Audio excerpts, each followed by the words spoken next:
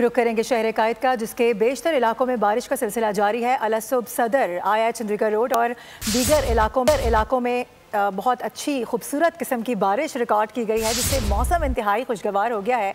महकमा मौसमियात ने आइंदा 3 रोज़ के दौरान शहर कायद में शदीद बारिशों की पेशगोई कर दी है।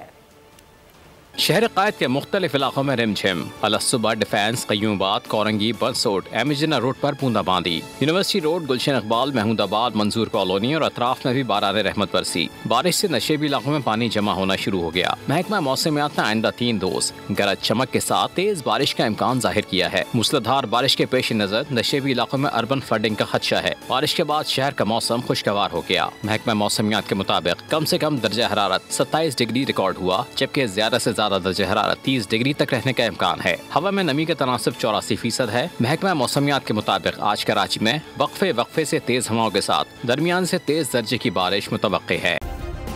सब्सक्राइब करें और बेल दबाएं ताकि कोई खबर रह न जाए।